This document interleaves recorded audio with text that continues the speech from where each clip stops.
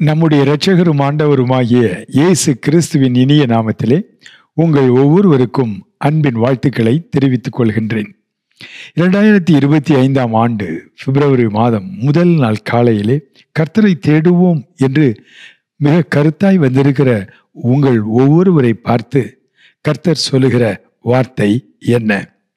என்னோடு கூட ஏசாயா தீர்க்கதரிசன புத்தகம் 46ஆம் அதிகாரம் கடைசி வசனத்திற்கு வரும்படியாக அன்புடன் அழைக்கின்றேன்.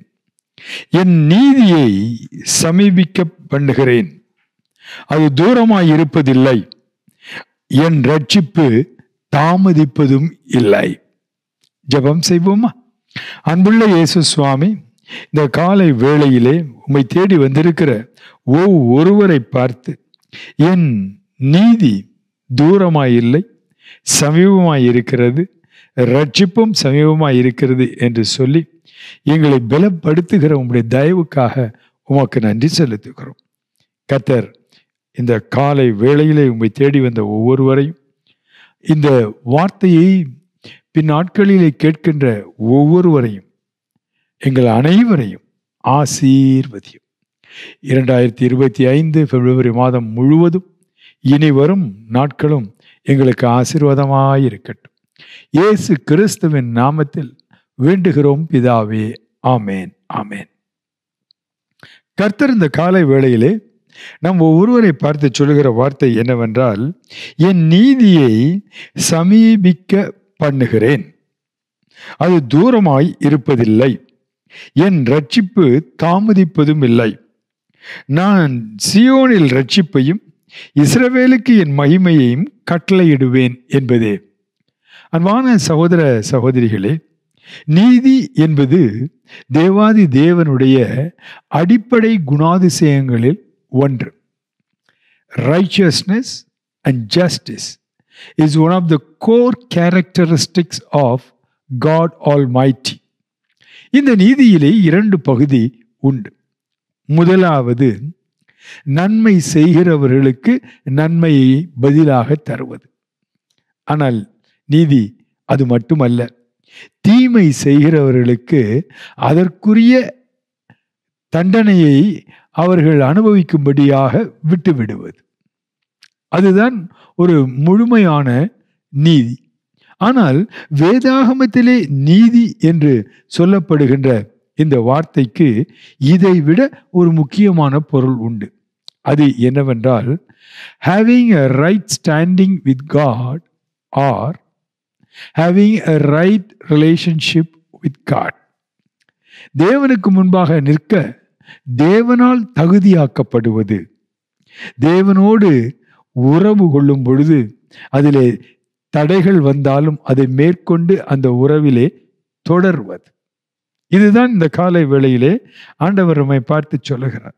ஆகவே நம்முடைய வாழ்க்கையிலே ஒருவேளை தேவனோடு இருக்கிற உறவிலே நாம் நீதிமான்களாய் தேவனால் மாற்றப்பட்டு அவரோடு கூட உறவை தொடர முடியாத நிலையில் இருக்கலாம். ஆண்டவர் சொல்லுகிறார், என் நீதியை சமீபிக்க பண்ணுவேன்.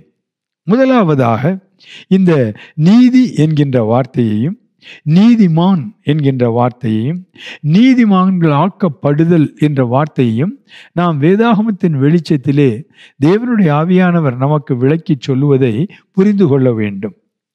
வேதம் சொல்லுகிறது, மனிதர்கள் அத்தனை பேரும் மண்ணால் உருவாக்கப்பட்டு இந்த மண் ஆசை, பொன் ஆசை, பெண் ஆசை, மாயாபிரியின் மறைந்து போகக்கூடிய காரியங்கள் மீது நம்முடைய ஆத்மாவை நாம் போட்டு அது மண்ணோடு ஒட்டி கொண்டு இருக்கும்படியினால் தேவனை விட்டு நாம் பிரிந்து விடுகிறோம். பாவம் செய்கிற ஆத்மா சாகவே சாகும் என்று வேதம் சொல்லுகிறது. ஆனாலும் தேவன் தம்முடைய நீதியை நமக்கு தரும்படியாக இயேசு கிறிஸ்துவை 2000 ஆண்டுகளுக்கு முன்பு நம் ஒவ்வொருவருக்காக சிலுவைக்கு அனுப்பினார். ஆகவே தான் 1 கொரிந்தியர் 1ஆம் அதிகாரம் கடைசி வசனம் இப்படி சொல்கின்றது, தேவனால் அவரே நமக்காய் நீதியானார். சொந்தமான நீதி அல்ல, தேவன் இயேசு கிறிஸ்துவை நம்முடைய வாழ்க்கையில் இருக்கக்கூடிய எல்லா விதமான குறைகளையும் நீக்க அவரையே நமக்கு நீதியாய் தருகிறார். அவரை நாம் உள்ளத்தில் ஏற்றுக்கொள்ளும் பொழுது நாம் தேவனுடைய பார்வையிலே நீதிமான்களாய் மாற்றப்படுகிறோம். Price God. இதை சரியாய் சொல்லுவது என்றால், இது நம்முடைய சுய பக்தியினாலாவது, இல்லாவிட்டால் சுய சக்தியினாலாவது, இல்லாவிட்டால் சுய முயற்சியினாலாவது நாம் பெற்றுக்கொள்வதில்லை. இது தேவனுடைய இரக்கத்தினால், அவருடைய அளவற்ற கிருபையினால், அவர் நம் மீது பாராட்டுகின்ற அன்பின் நிமித்தம் நமக்கு இயற்கையாய் இல்லாத ஒன்றை தேவன் தயவாக நமக்கு கிறிஸ்து இயேசுவின் மூலமாக தந்தருளி இருக்கிறார். Price God. 2000 ஆண்டுகளுக்கு முன்பு தேவனுடைய நீதி கல்வாரி சிலுவையிலே இயேசு கிறிஸ்துவினுடைய அந்த குற்றமற்ற மரணத்தினால் முழுமையாக நிறைவேற்றப்பட்டது. ஏசாயாவினுடைய தீர்க்க தரிசனத்தின் காலகட்டத்தை நீங்கள் பார்ப்பீர்கள் என்றால், ஏறக்குறைய 400 ஆண்டுகள் கழித்து இயேசு சிலுவையிலே நமக்காக தேவனுடைய நீதியாக கொடுக்கப்பட்டார். ஆகவே அன்று சொல்லப்பட்டிருந்தது, என் நீதியை சமீபிக்க பண்ணுவேன், அது தூரமாய் இருப்பதில்லை. ஆனால் அன்பான சகோதர சகோதரி, அன்று மட்டுமல்ல, இன்றும் ஆண்டவர் சொல்லுகிற வார்த்தை என்னவென்றால், அவரோடு கூட ஒரு நல்ல உறவிலே இருக்கும்படியாக. திஸ்பியனாகிய எலியா சொன்னது போல, கர்த்தருடைய சமூகத்திலே அவருக்கு முன்பாக நிற்கிறவனாகிய எலியா சொல்லுகிறதாவது, ஆகவே அந்த கர்த்தரால் அங்கீகரிக்கப்பட்டு அவருடைய மகனாக மகளாக ஏற்றுக்கொள்ளப்பட்டு அவருடைய இரத்தத்தினால் கழுவப்பட்டு அவருடைய சமூகத்தில் நிற்க தேவன் நம்மை தகுதியாக்குகிறார். Price God. இந்த அனுபவத்திலே ஆண்டவர் இந்த மாதத்திலே நம்மை வளரச் செய்ய போகிறார். இந்த அனுபவத்திலே இதுவரையிலும் வராத நம்முடைய உறவினர்கள், நண்பர்கள், குடும்பத்தின் பிள்ளைகள், அவர்களை தேவன் தம்முடைய நீதியினால் அலங்கரிக்க போகிறார். அவர்களுக்கு ரட்சிப்பு தூரமாய் இருப்பது இல்லை, நிச்சயமாக துரிதமாக நடக்கும். Praise God, praise God. ஆகவே தைரியமாய் நாம் கிருபாசன தண்டை செல்ல முடியும். ஆகவே நிச்சயமாய் தேவனை நோக்கி பிரார்த்தனைகளை ஏறெடுக்க முடியும். இது தேவன் நமக்கு தருகின்ற ஒரு மிகப்பெரிய பாக்கியம். தொடர்ந்து பார்ப்பீர்கள் என்றால், நான் சீயோனில் ரட்சிப்பையும் இஸ்ரவேலருக்கு என் மகிமையையும் கட்டளையிடுவேன். ஆண்டவருடைய சன்னிதானத்திலே நிற்கக்கூடிய தகுதியை உடைய நாம், அவருடைய பிரசன்னம் நம்முடைய கழுவப்பட்ட சரீரத்திலே வந்து தங்கும்படியான பாக்கியத்தை பெற்றிருக்கிற நாம், வேறொரு முறையில் சொல்வது என்றால், தேவனை நம்முடைய சரீரத்தில் சுமந்து செல்லுகிற, தேவ பிரசன்னத்தை நம்முடைய சரீரத்தில் சுமந்து செல்லுகிற ஒரு பெரிய பாக்கியம் இந்த நாட்களிலே மிகவும் அதிகமாய் பெருக போகிறது. You will be a carrier of God's holy presence. I will be a carrier of God's holy presence. நிச்சயமாக இது நடக்கும். நீங்கள் தேவனுடைய பிரசன்னத்தை சுமந்து செல்லுகிற ஒரு பரிசுத்த பாத்திரமாய் மாற்றப்படுவீர்கள். அவரோடு இருப்பது எத்தனை ஆனந்தம், எத்தனை மகிழ்ச்சி. அவருக்கு முன்பாக நின்று பிரார்த்தனைகளை ஏறெடுப்பது எத்தனை மகிழ்ச்சி, எத்தனை மகிழ்ச்சி. ஆனால் நம்முடைய வாழ்க்கை இதற்கு முன் எப்படி இருந்தது? தயவு செய்து இந்த 46ஆம் அதிகாரத்தினுடைய முதல் 2 வசனங்களை படிக்கின்றேன், கேளுங்கள். Isaiah 46. I'll read the first 2 verses. பேல் பணியும், நேபோ குனியும், அவைகளின் விக்கிரகங்கள் காட்டு மிருகங்களுக்கும் நாட்டு மிருகங்களுக்கும் சுமையாகும். நீங்கள் சுமந்த சுமைகள் இளைத்து போன மிருகங்களுக்கு பாரமாய் இருக்கும். அவைகள் ஏகமாய் குனிந்து பணியும், சுமைகளை அவைகள் தப்புவிக்க மாட்டாது, அவைகள் தாமே சிறைப்பட்டு போகும். நன்றாய் கவனியுங்கள். மனித வாழ்க்கையிலே எத்தனையோ சுமைகளை நாம் சுமந்து கொண்டே இருக்கிறோம். இங்கே பார்க்கின்றோம், இந்த ஏசாயா தீர்க்கதரிசியின் காலத்திலே வாழ்ந்த மனிதர்கள் பேல் என்கின்ற ஒரு ஆவியை, ஒரு விக்கிரகத்தை அவர்கள் தொழுது கொண்டார்கள், வணங்கினார்கள், அந்த சிலையை சுமந்து கொண்டு போனார்கள்.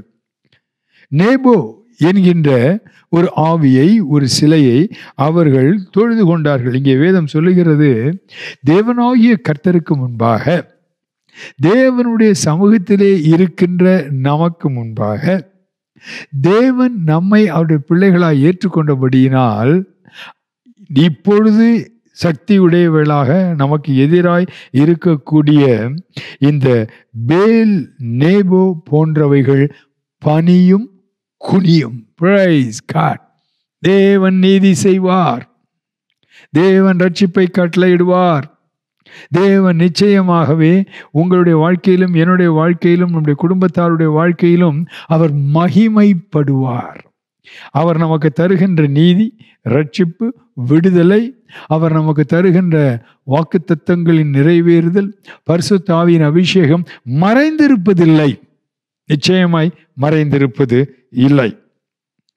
எல்லா ஆவிகளும், எல்லா விக்கிரகங்களும் ஏகமாய் குனிந்து பணியும். சுமைகளை அவைகள் தப்புவிக்க மாட்டாது, அவைகள் தாமே சிறைப்பட்டு போகும். பரிசுத்த வேதாகமத்தினுடைய சரித்திரத்தை பார்க்கும் பொழுது, ஒரு முறை தேவனுடைய பிரசன்னத்திற்கு அடையாளமாயிருக்கக்கூடிய உடன்படிக்கை பெட்டி, அது யுத்த களத்திற்கு இஸ்ரவேலர்களால் கொண்டு வரப்பட்டது. ஆனால் இஸ்ரவேலர்கள் அந்த யுத்தத்திலே தோற்றுவிட்டார்கள். உடன்படிக்கை பெட்டி கூட இருந்தது, ஆனால் தேவன் அவர்களோடு கூட இல்லை. அந்த வேளையிலே இந்த வெற்றி பெற்ற பெலிஸ்தர்கள் இந்த உடன்படிக்கை பெட்டியை, தேவனுடைய பிரசன்னத்திற்கு அடையாளமாகிய உடன்படிக்கை பெட்டியை எடுத்து சென்று தாகோன் என்ற தங்களுடைய தெய்வத்தின் கோவிலிலே வைத்தார்கள். என்ன நடந்தது? முதல் நாள் உடன்படிக்கை பெட்டியும் தாகோன் சிலையும் ஒன்றாய் இருந்தது. அடுத்த நாள் காலையிலே வந்து பார்த்தால் அங்கே தாகோன் கீழே கிடந்தது. மேடையில் அல்ல, கீழே கிடந்தது. திறந்து பார்த்தோம், ஐயோ இது என்ன ஆகிவிட்டதோ, சிலை கீழே விழுந்து விட்டதே, தெய்வ குற்றம் ஏதாகியும் நடந்து விட்டதோ என்று பயந்து போய் அந்த பெலிஸ்தருடைய ஆசாரியர்கள் அதை தூக்கி மேடையிலே வைத்தார்கள். அன்று இரவும் ஆலயத்தின் கதவு பூட்டப்பட்டது. அடுத்த நாள் காலையிலே வந்து பார்த்தால் தாகோன் கீழே கிடந்தது மட்டுமல்ல, தலை தனியாய், 2 கைகள் தனியாய், கால்கள் எல்லாம் நொறுங்கி போய் கிடந்தது. ஜனங்களை பயம் பிடித்தது. அன்பான சகோதர சகோதரிகளே, என் நீதியை சமீபிக்க பண்ணுவேன் என்று சொல்லும் பொழுது 2 காரியங்கள் நடக்கின்றன. ஒன்று, தேவன் அவருடைய குமாரனுடைய இரத்தத்தின் வல்லமையினால் நம்மை கழுவி சுத்திகரித்து நாம் பாவமே செய்யாதவர்கள் போல ஒரு பரிசுத்த பிள்ளையாக தமக்கு முன் நிறுத்தி கொள்கிறார். எதற்காக?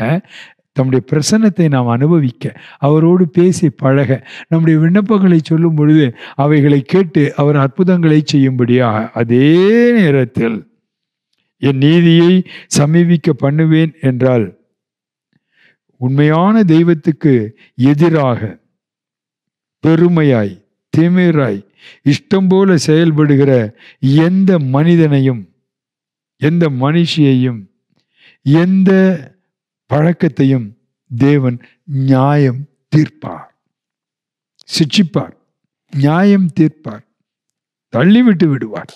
கர்த்தருடைய நீதி கட்டாயம் வரும். ஆகவே எனக்கு நீதி தூரமாய் இருக்கிறது, தேவன் எனக்கு நீதி செய்யவில்லை, மற்றவர்களெல்லாம் என்னை எக்ஸ்ப்ளாய்ட் பண்ணுகிறார்கள், ஏமாற்றுகிறார்கள், எனக்கு உதவி செய்ய இந்த நீதிபரராகிய கர்த்தர் எழுந்து வருவாரா, எப்பொழுது வருவார் என்று ஒருவேளை நீங்கள் கவலையோடு இருக்கலாம். ஏதாகிலும் ஒரு காரியத்திலே இதை குறித்து மிகுந்த சோர்ந்து போயிருக்கலாம். கர்த்தர் சொல்கிறார், முதலாவது உன்னை நான் எனக்கு முன்பாக நிற்க வைப்பேன், என் பிரசன்னத்தை உனக்கு கட்டளையிடுவேன், உன்னில் வந்து தங்குவேன், அது மட்டும் அல்ல, உன்னுடைய விண்ணப்பங்களை கேட்பேன். 2 கர்த்தர் சொல்லுகிறார், உன்னை திசை திருப்பும், உன்னை பயமுறுத்தும், உனக்கு எதிராக திமிராக பேசுகின்ற மனிதர்களாக இருந்தாலும், எந்த விக்கிரகத்தின் ஆவியாக இருந்தாலும், பிசாசினுடைய சக்தியாக இருந்தாலும், அவைகள் கீழே தள்ளப்படும். வேதம் சொல்லுகிறது, அவைகள் சிறைப்பட்டு போகும், அவைகள் சிறைப்பட்டு போகும். அவைகள் உங்கள் வாழ்க்கையிலே இதுவரை கொண்டிருந்த ஒரு தடுமாற்றத்தையும் தடையையும் தாக்கத்தையும் அவைகளால் உண்டாக்க முடியாத அளவுக்கு தேவன் தம்முடைய ரட்சிப்பை உங்களுக்கு கட்டளையிடுவார். Praise God, praise God. பில்லி சூனிய மாந்திரிக சக்திகள் செயலற்று போ, பலனற்று போ. ஏனென்றால் நீங்கள் கர்த்தருடைய மகனாய் மகளாய் அவருடைய பிரசன்னத்தை சுமக்கின்ற பாத்திரங்களாக தேவனே உங்களை தம்முடைய குமாரனுடைய இரத்தத்தினால் தகுதிப்படுத்துவார். Price God. இங்கே நாம் தொடர்ந்து பார்க்கின்றோம், நீதியை சமீபிக்க பண்ணுகிறேன், அது தூரமாயிருப்பதில்லை, என் ரட்சிப்பை தாமதிப்பதும் இல்லை. நான் சீயோனின் ரட்சிப்பையும் இஸ்ரவேலுக்கு என் மகிமையும் கட்டளையிடுவேன். இந்த இரண்டாவது பகுதியினுடைய ஆசீர்வாதத்தை நாம் 46ஆம் அதிகாரத்தினுடைய 3ஆம் வசனத்திலிருந்து 4 வரையிலுள்ள வசனங்களிலே பார்க்கின்றோம். இறைவன் நமக்கு ரட்சிப்பை தருகிறதையும் அவர் நம்மிலே மகிமைப்படுவதையும் எப்படி நாம் அனுபவிக்க முடியும், எப்படி நம்மோடு இருக்கிறவர்கள் காண முடியும், அதை கண்டு அவர்கள் இனி வரும் நாட்களில் எப்படி மகிமைப்படுத்த போகிறார்கள் தேவனை மகிமைப்படுத்தும் பொழுது நம்முடைய வாழ்க்கையில் என்ன நடக்கும்? வேதம் சொல்லுகிறதை கேளுங்கள். யாக்கோபின் சந்ததியாரே, இஸ்ரவேலின் சந்ததியில் மீதியாகிய சகல ஜனங்களே, எனக்கு செவி கொடுங்கள். தாயின் வயிற்றில் தோன்றினது முதல் உங்களை ஏந்தி,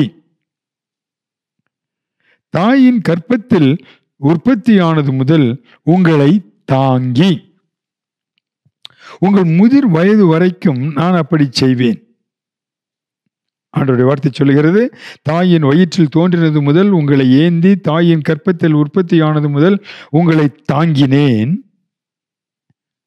பாதியில விட்டுற மாட்டேன். அவர் சொல்லுகிறார் தொடர்ந்து, உங்கள் முதிர் வயது வரைக்கும் நான் அப்படி செய்வேன். நரை வயது மட்டும் நான் உங்களை தாங்குவேன். நான் அப்படி செய்து வந்தேன், இனிமேலும் நான் ஏந்துவேன், சுமப்பேன், தப்புவிப்பேன். Praise God, praise God. அன்பான சகோதர சகோதரிகளே, நாம் ஒவ்வொருவரும் தேவனுடைய சித்தத்தின்படி நம்முடைய தாயின் கற்பத்திலே உதிக்கும்படியாக தேவன் கிருபை செய்தார். தாயின் கற்பத்திலே நாம் இருந்த பொழுது, நமக்கு உருவம் ஒன்று வராத பொழுது, எலும்புகள் ஒன்றாகிலும் உருவாக்கப்படுவதற்கு முன்பு, நம்முடைய சரீரத்தின் அங்கங்கள் சரியாக வளர்ந்து செயல்படுவதற்கு முன்பு, தேவ மனிதனாகிய தாவீது எழுதுகிறார், உம்முடைய கண்கள் என்னை கண்டது. Praise God. உலகமெங்கிலும் இருக்கிற மக்கள் அடிக்கடி பேசுகிற காரியம் என்னவென்றால், நான் இதை செய்தேன், அதை செய்தேன், என்னுடைய உறவுகளுக்காக இப்படி செய்தேன், என் கட்சிக்காக இப்படி செய்தேன், என் தேசத்துக்காக இப்படி செய்தேன், ஆனால் எனக்கு அவர்கள் ஒன்றும் செய்யவில்லை என்று அங்கலாய்த்துக் கொள்கிறார்கள், வேதனைப்படுகிறார்கள். ஐயோ, நான் செய்ததெல்லாம் பயனற்று போய்விட்டது என்று துக்கப்படுகிறார்கள். ஆனால் இங்கே பாருங்கள், நாம் தேவனுக்கென்று ஒன்றையும் செய்வதற்கு முன்பு, இன்னும் சரியாய் சொல்வதென்றால், தேவனுக்கென்று எதையும் செய்வதற்கு திராணியற்ற நிலையில் இருந்த பொழுது, நம்முடைய உறுப்புகள் உருவாவதற்கு முன்பு, அவயவங்கள் வளர்வதற்கு முன்பு, தேவனுடைய கண்கள் நம்மை கருவிலே கண்டது. Praise God. அன்றே அவர் நினைத்து விட்டார், என் மகனுக்கு நான் உதவி செய்வேன், என் மகளுக்கு நான் உதவி செய்வேன், என் மகனுக்கு நான் நீதி செய்வேன், என் மகனுக்கு மகளுக்கு நான் ரட்சிப்பை கட்டளையிடுவேன். அவர் சொல்கிறார், உன் தாயின் வயிற்றில் நீங்கள் தோன்றினது முதல் உங்களை ஏந்தினேன். தாயின் கற்பத்தில் உற்பத்தியானது முதல் உங்களை தாங்கினேன். அன்பான சகோதர சகோதரிகளே, உயிரோடு இருக்கிற நாம் ஒவ்வொருவரும் நினைக்க வேண்டிய ஒன்று என்னவென்றால், இத்தனை நாள் நம்மை காத்தது தேவனுடைய அன்பின் கரங்கள். இத்தனை நாள் நம்மளை வழி நடத்தியது தேவனுடைய அன்பின் வார்த்தைகள். இத்தனை நாள் நம்மை பலப்படுத்தியது தேவனுடைய ஆவியானவருடைய சக்தி. தேவனுடைய அன்பு நம்முடைய உள்ளங்களை நிரப்பி நிரப்பி சோர்ந்து போன வேளையிலெல்லாம் நம்மை தூக்கி எடுத்து வந்தது. கடந்த காலத்தை மறந்து விடாதிருங்கள். 2025 பிப்ரவரி மாதத்தின் முதல் நாள் காலையிலே இந்த மாதம் எப்படி இருக்கும்? கடந்த மாதம் ஒரு கடினமான மாதமாக சில நாட்கள் அமைந்து விட்டது. இந்த 2025 பிப்ரவரி, குறிப்பாக படிக்கிறவர்கள், பிஸ்னஸ் செய்கிறவர்கள், வேலை பார்க்கிறவர்கள் எல்லாருக்கும் ஒரு டார்கெட், ஒரு எக்ஸாம் ஸ்கெடியூல் எல்லாருக்கும் உண்டு. இன்னும் 2 மாதத்திற்குள்ளாக வரவு செலவு கணக்குகள் முடிக்கப்பட வேண்டும். யார் யாரெல்லாம் நம்முடைய தேசத்திலே CBSE தேர்வு எழுதுகிறார்களோ அவர்கள் ஆயத்தமாகி தேர்வு எழுத வேண்டும். ஸ்டேட் போர்டு எழுதுகிறவர்கள் ஆயத்தமாக வேண்டும். எத்தனையோ காரியங்கள் மார்ச் மாதம் 31ஆம் தேதிக்கு முன்பு முடிக்க வேண்டிய காரியங்கள் எத்தனையோ உண்டு. ஒரு குறுகலான காலம், சுருக்கமான நாட்கள், அதுவும் இந்த மாதத்திற்கு வழக்கமான நாட்களை விட குறைவான நாட்கள். ஆகிலும் கர்த்தர் சொல்லுகிற வார்த்தையை கேளுங்கள். நான் கடந்த நாட்களிலே உங்களை தாங்கினேன், உங்களை சுமந்தேன், அதை மறந்து விடாதீர்கள். நீங்கள் என்னை அறியாத காலத்தில், நீங்கள் என்னை தேடாத காலத்தில், நீங்கள் எனக்கென்று எதையும் செய்ய முடியாத காலத்தில், ஏன் பிறந்து வளர்ந்த பிறகு எனக்கு விரோதமாக முரட்டாட்டம் செய்து என்னை விட்டு விலகியிருந்த காலத்திலும் நான் உங்களை தாங்கினேன், ஏந்தினேன். ஆகவே கர்த்தர் இப்பொழுது என்ன சொல்லுகிறார்? உங்கள் முதிர் வயது வரைக்கும் நான் அப்படி செய்வேன். Praise God. நரை வயது மட்டும் நான் உங்களை தாங்குவேன். நான் அப்படி செய்து வந்தேன், இனிமேலும் நான் ஏந்துவேன், நான் சுமப்பேன், நான் தப்புவிப்பேன். Praise God. ஆண்டவர் இங்கே சொல்லுகின்ற வார்த்தையினுடைய ஆழமான பொருள் என்ன? பொதுவாக சின்ன பிள்ளைகள் பிறக்கும் பொழுது எல்லாரும் கொஞ்சுவார்கள். கண்ணே, மணியே என்றென்னோ சொல்லுவார்கள். என் பொக்கிஷமே, மை டார்லிங் எல்லாம் சொல்லி கொஞ்சுவார்கள். எது வரைக்கும் என்றால் ஓடி ஆடி பேச ஆரம்பித்து அங்க இருக்கிற பொருளை இழுத்து இங்க இருக்கிற பொருளை அங்க தள்ளி 4 பொருளை உடைக்கிற வரைக்கும் எப்ப பார்த்தாலும் கொஞ்சிக்கிட்டே இருப்பாங்க. அதுக்கு பிறகு என்ன சொல்லுவாங்க? ஐயோ, இவன் பின்னாடி ஓடினா எனக்கு பெண்டு கலண்டுது, இவன் பின்னாடி ஓடக்கூட முடியலை. என்ன பேச்சு! ஆரம்பத்தில் பேசாமல் இருந்து வாயாடி. பிள்ளைகள் வளர வளர அவர்கள் உலகத்தோடு நெருங்கி பழகும் பொழுது, புதிய புதிய காரியங்களை கற்றுக்கொள்ளும் பொழுது அவர்கள் எப்பொழுதும் அமைதலாக இருப்பதில்லை. அவர்கள் முரட்டாட்டம் செய்வார்கள், பதிலுக்கு பதில் பேசுவார்கள், சொல்லாமலே திடீரென்று காரியங்களை செய்வார்கள். நாம் எவ்வளவுதான் அன்போடு சொன்னாலும் அதை ஏற்றுக்கொள்ள மாட்டார்கள். ஆனாலும் அவர்கள் வளர்ந்து கொண்டே இருக்கிறார்கள். இளம் வாலிப பிராயம் 13 முதல் 19 வரை இருக்கிற டீனேஜ் பீரியட்ல எல்லாம் கஷ்டப்படுறாங்க. அப்போ சில பேர் ரொம்ப கோச்சிக்குவாங்க. ஐயோ, இவனை ஏன் பெத்தேன், ஐயோ இவளை ஏன் பெத்தேன், பொய்யும் என் வயிற்றுல பிறந்தியே என்று எந்த பிள்ளைகளுக்காக தவம் இருந்து பெற்றார்களோ, எந்த பிள்ளைக்காக மிகவும் முயற்சி செய்து ஆண்டவரிடத்தில் பிரார்த்தனை செய்து ஈவாக பெற்று மகிழ்ந்தார்களோ, அந்த பிள்ளைகள் கொஞ்சம் ட்ரபிள் கொடுக்க ஆரம்பித்த பிறகு, ஐயோ பொய்யும் இவன் நம்ம குடும்பத்தில் வந்து பிறந்து உயிரை எடுக்கிறான் என்று அழுத்து கொள்ளுகிறோம். அநேகர் இப்படி அழுத்துக் கொள்வதுண்டு. இன்னும் சற்று காலமான பிறகு, கல்யாணமான பிறகு, ஒரு குடும்பம் வந்த பிறகு சில பேர் சொல்வதை நீங்கள் கேட்கலாம். கல்யாணத்துக்கு முன்னாடி ஒரு மாதிரி இருந்தான், இப்ப கல்யாணத்துக்கு பிறகு ஆளே மாறிட்டான்.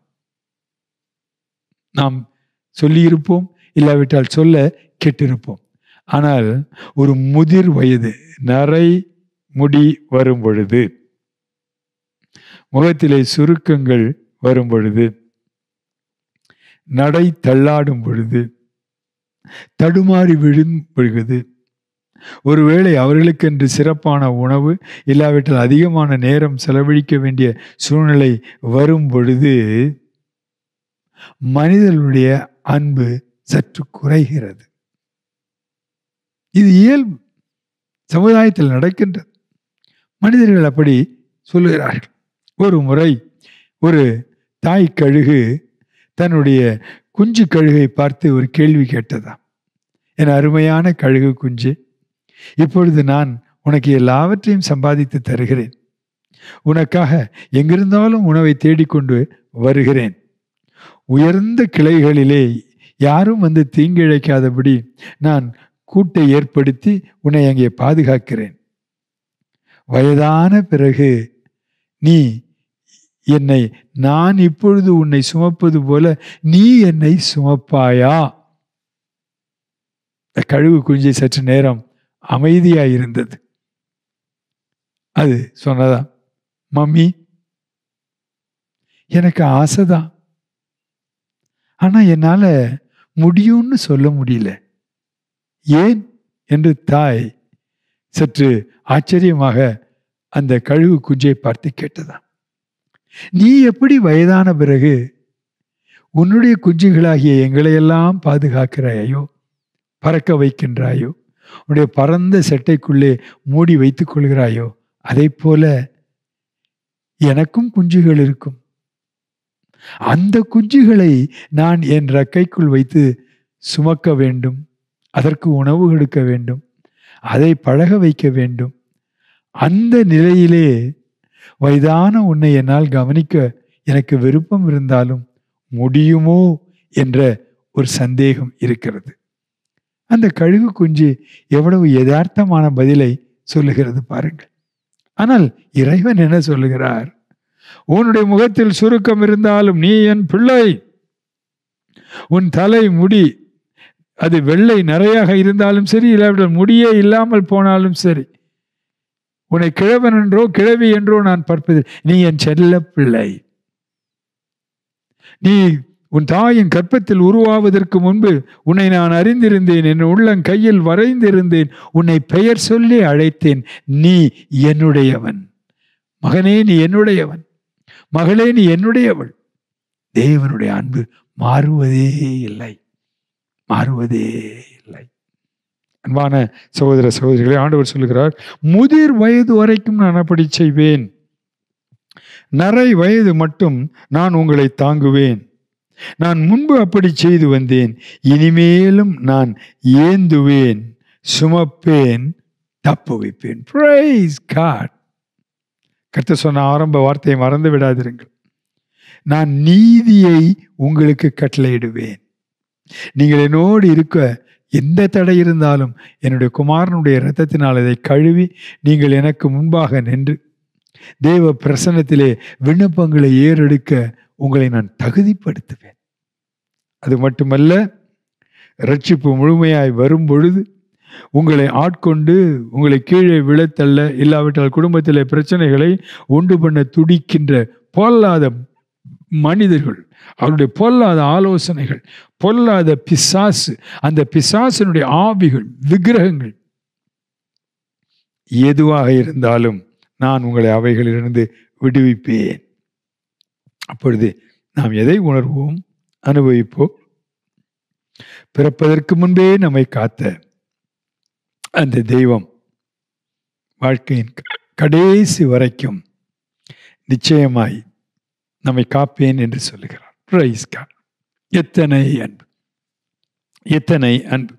முதிர் வயது வரைக்கும் நான் அப்படி செய்வேன், அப்படி செய்வேன். ஆகவே 8ஆம் வசனம், இதை நினைத்து புருஷராயிருங்கள், இதை மனதிலே வையுங்கள், முந்தி பூர்வ காலத்தில் நடந்தவைகளை நினையுங்கள். நானே தேவன், வேறொருவரும் இல்லை. நானே தேவன், எனக்கு சமம் யாரும் இல்லை. அந்தத்தில் உள்ளவைகளை ஆதி முதற்கொண்டும் இன்னும் செய்யப்படாதவைகளை பூர்வகாலம் முதற்கொண்டும் அறிவிக்கிறேன். என் ஆலோசனை நிலை நிற்கும், எனக்கு சித்தமானவைகளெல்லாம் செய்வேன் என்று கர்த்தர் சொல்லுகிறார். உராய்ஞ்சுகிற ஒரு பட்சியை கிழக்கிலிருந்தும் என் ஆலோசனை நிறைவேற்றும் மனுஷனை தூர தேசத்திலிருந்தும் வரவழைக்கிறவராயிருக்கிறேன். அதை சொன்னேன், அதை நிறைவேற்றுவேன், அதை திட்டம் பண்ணினேன், அதை செய்து முடிப்பேன். Praise God. தேவன் உங்களுக்காக, உங்கள் குடும்பத்திற்காக, உங்கள் எதிர்காலத்திற்காக திட்டம் பண்ணின காரியங்களை அவர் கட்டாயம் செய்து முடிப்பார். ஆகவே ஆண்டவருடைய திட்டம் தாமதமாகிறது என்று நினைக்காதிருங்கள். அவருடைய ரட்சிப்பு தூரமாக இருக்கிறது என்று நினைக்காதிருங்கள். அவர் நிச்சயமாக தம்முடைய முழுமையான நீதியை தருவார், முழுமையான ரட்சிப்பை கட்டளையிடுவார். அவர் உங்கள் வாழ்க்கையிலும் உங்கள் குடும்பத்தின் பிள்ளைகளின் வாழ்க்கையிலும் அவர் மகிமைப்படுவார். ஒன்றை குறித்தும் கவலைப்படாதிருங்கள். ஜெபம் செய்வோமா? அன்புள்ள இயேசு சுவாமி, இந்த காலை வேளையிலே பிள்ளைகள் உம்மை தேடி வந்து உம்முடைய வார்த்தைக்காக காத்திருந்தார்கள். அவர்களை பார்த்து, என் நீதி தீவிரமாய் வரும், மகனே மகளே, நான் உனக்கு நீதி செய்வேன், என் ரட்சிப்பு தூரமாய் இருப்பதில்லை, அது உன் சொந்த அனுபவமாய் மாறும், இதுவரை ரட்சிக்கப்படாதவர்கள் ரட்சிக்கப்படுவார்கள், அது மட்டுமல்ல, உன்னை இதுவரையிலும் பயமுறுத்திய மிரட்டிய ஆவிகள், விக்கிரகங்கள், பொல்லாத மனுஷர்கள், அவர்கள் விலக்கப்படுவார்கள், அவர்கள் பணிந்து குனிந்து தங்களையே தாழ்த்துவார்கள். நான் உன்னோடு இருக்கின்றபடியினால் உன்னுடைய வாழ்க்கை உயர்ந்திருக்கும். எதிர்காலத்தை குறித்து பயப்படாதே, வயோதிகத்தை குறித்து பயப்படாதே, தனிமையை குறித்து பயப்படாதே. நீ உருவாகுவதற்கு முன்பே உன்னை பெயர் சொல்லி அழைத்தேன், நீ என்னுடையவன், கடைசி வரை காப்பேன். இந்த உலகத்தில் மட்டுமல்ல, இனி வர இருக்கக்கூடிய நித்தியத்திலும் நான் உன்னை காப்பேன். இயேசு சுவாமி, இந்த வார்த்தைகளுக்காக நாங்கள் உமக்கு நன்றி செலுத்தோம். எங்கள் ஒவ்வொருவரை குறித்து நீர் திட்டம் பண்ணி இருக்கிறீர். எங்கள் குடும்பத்தையும் குடும்பத்தின் பிள்ளைகளை குறித்தும் திட்டம் பண்ணி இருக்கிறீர். நாம் அறியாத எதிர்காலத்தை நீர் உம்முடைய கண்களின் முன்பாக வைத்து அதை பார்க்கிறீர். எங்களுக்கு கடந்த காலமும் நிகழ்காலமும் கொஞ்சம்தான் நினைவில் இருக்கிறது, தெரிகிறது. ஆனால் உமக்கோ முடிவே ஆரம்பத்தில் தெரிகிறது. You know the end right at the beginning. நீர் திட்டம் பண்ணுகிறீர், அதற்குரிய ஆட்களை தருகிறீர், நீர் செய்து முடிக்கிறீர். நீர் செய்ய நினைப்பதை ஒருவரும் தடுக்க முடியாது. இந்த 2025 பிப்ரவரி மாதம் முதல் நாளிலிருந்து தேவன் எங்களுக்காய் நீதி செய்ய போவதற்காய் நன்றி. தேவன் எங்களுடைய வாழ்க்கையிலே ரட்சிப்பினுடைய அனைத்து அம்சங்களிலும் ஆசீர்வாதங்களை பெருக பண்ண போவதற்காய் நன்றி. எல்லாவற்றுக்கும் மேலாக எங்களுக்கு எதிராக இருக்கிற சக்திகளை நீர் பணிய வைக்கப் போவதற்காய் நன்றி.